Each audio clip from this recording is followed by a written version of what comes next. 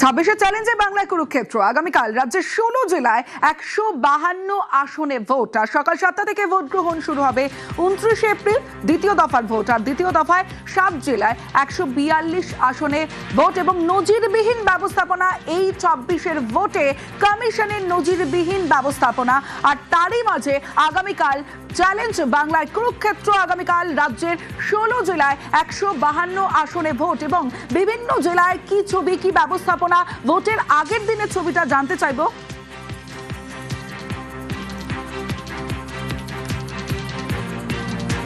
ছাব্বিশের চ্যালেঞ্জে বাংলায় কুরুক্ষেত্র। আগামীকাল রাজ্যের 16 জেলায় 152 আসনে ভোট। এবার নজিরবিহীন ব্যবস্থাপনা।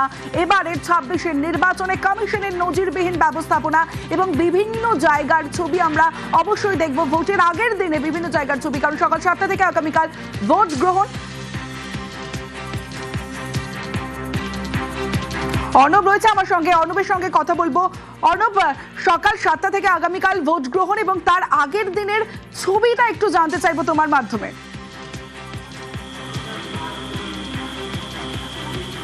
দেখো, রাজ্যের 294টা বিধানসভার আসন, তার 2 নম্বর যে আসন তা হলো কুচবিহারের মাথাভাঙা। সেই মাথাভাঙার পচাগড় জুনিয়র বেসিক স্কুলই রয়েছে আমরা, এবং এই বুথটা পুরোপুরি মহিলা পরিচালিত, অর্থাৎ মহিলারাই কিন্তু এই বুথের দায়িত্বে। তারা কিন্তু এই মুহূর্তে কাজ বুঝে নিচ্ছেন। সবার আগে যে চোখটা যাবে, তুমি দেখো, সবার আগে ওয়েবকাস্টিং। তুমি বাঁদিকে দেখতে পাচ্ছ, বাইরে একটা লাইনে ওয়েবকাস্টিং এবং ভিতরে ওয়েবকাস্টিং। এই ছবি যদি বন্ধ হয় সঙ্গে সঙ্গে কিন্তু ভোট রিপোল হতে পারে, এমনটা বলা হয়েছে। আমি একবার যিনি প্রিজাইডিং অফিসার, তার সময় নষ্ট না করে, মহিলা পরিচালিত বুথ নতুন, আমি নিশ্চয়ই আগেও ভোট করেছেন। এবার আমি আগে করিনি ভোট, এবারে প্রথম। কি নতুন নতুন লাগছে, আগে তো শুনেছিলেন এরকম ভোট হয়, এবারে কি দেখছেন ব্যবস্থাপনা? হ্যাঁ, দেখছি ভালো। এবারে দেখছি যে মানে আমাদের এই সিআরপিএফ কিংবা বিএসএফ ভাইরা মানে খুব সহায়তাপূর্ণ, মানে ঠিকই আছে। আপনারা কজন রয়েছেন এখানে? আমরা 4 জন। 4 জন রয়েছেন, 4 জনই মহিলা? হ্যাঁ, 4 জনই মহিলা।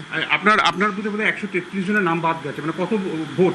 প্রায় 600-র উপর ভোট ছিল, 46। না, আমি হিসাবটা ঠিক মনে নেই। হ্যাঁ, কিছু বাদ গেছেন। হ্যাঁ, বাদ গেছে। হ্যাঁ। আর এখানে এই ওয়েবকাস্টিং এর ক্যামেরা আগে একটা করে ছিল, এখন 2টো করে।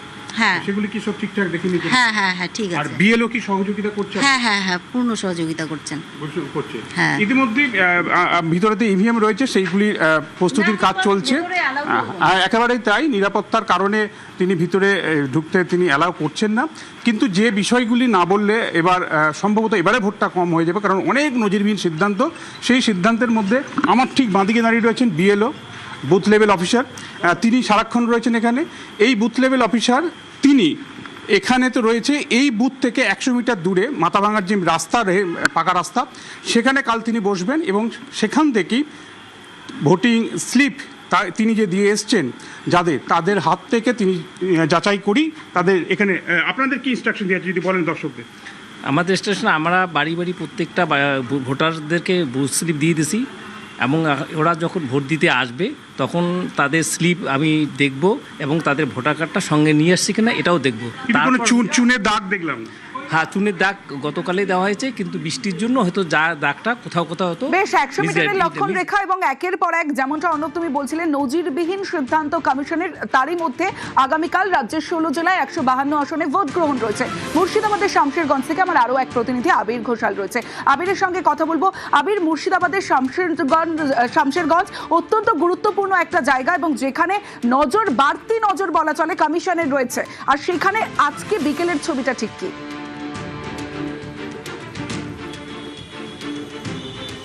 দেখো, পোলিং স্টেশন যেখানগুলিতে হয়েছে, এখন নিরাপত্তার কারণে তার ভেতরে কাউকেই প্রবেশ করতে দেওয়া হচ্ছে না। গোটাটাই কেন্দ্রীয় বাহিনীর যারা জওয়ানরা রয়েছেন তারা একেবারে গেটে দাঁড়িয়ে রয়েছেন। যে সমস্ত এই জায়গাতে নির্বাচন হচ্ছে সেখানে ইতিমধ্যেই রাস্তার মধ্যে আমরা দেখলাম সেটা হচ্ছে একেবারে লক্ষণ রেখা টেনে দিয়ে যাওয়া হয়েছে এবং সেটা একদম সাদা পার্মানেন্ট যে রং তা দিয়ে, এবং 100 মিটার উল্লেখও করে দেওয়া হয়েছে যাতে বৃষ্টি হলো সেটা যাতে সরে না যায়। বিভিন্ন বুথগুলির মধ্যে যখন ভোটকর্মীরা যখন আসছিলেন, বিএলও তাদের সাথে কথা বলে নিয়েছেন এবং যখন ভোট গ্রহণ পর্ব শুরু হবে ওই 100 মিটারের মধ্যে যারা ভোট দিতে পারবেন তাদের যে এপিক দেখে যখন প্রবেশ করতে দেওয়া হবে তখন কেন্দ্রীয় বাহিনীও সেখানে থাকবে এবং বিএলও এবং প্রয়োজন হলে পোলিং স্টেশনের অন্য কোনো একজন ব্যক্তি তারা থাকবেন, তারা সেটাকে দেখে তারা ভেতরে প্রবেশ করতে দেবেন। তবে কতগুলো টেকনিক্যাল অসুবিধার কথা অনেকে উল্লেখ করছিলেন। তার কারণ হচ্ছে আমি যখন যে জায়গাটা দাঁড়িয়ে রয়েছি তারা একদিকে হচ্ছে ফারাক্কা বিধানসভা, একদিকে হচ্ছে শামশেরগঞ্জ বিধানসভা এলাকা এবং অত্যন্ত জনবহুল এলাকা। ফলে এখানে পোলিং স্টেশনগুলোর কাছে অনেকগুলো বাড়ি রয়েছে যে 100 মিটারের মধ্যেও, সেগুলোকে সকালবেলা কিভাবে দেখা হবে সেটা নিয়ে এখনো পর্যন্ত তারা নিশ্চিত নন। তারা সেক্টর অফিসারের সঙ্গে এই বিষয় নিয়ে কথা বলছেন। তবে কড়া নিরাপত্তা ব্যবস্থা প্রত্যেকটা বুথের বাইরে যেমন সিসি ক্যামেরা থাকছে ওয়েবকাস্টিং এর জন্য, বুথের মধ্যে 2টো করে ওয়েবকাস্টিং এর জন্য সিসি ক্যামেরা রাখা রয়েছে এবং সর্বক্ষণ যাতে কোনোভাবেই লাইভ ফিড যাতে অসুবিধা না হয় তার জন্য জেনারেটরের পর্যাপ্ত ব্যবস্থা রাখা হয়েছে। বেশ।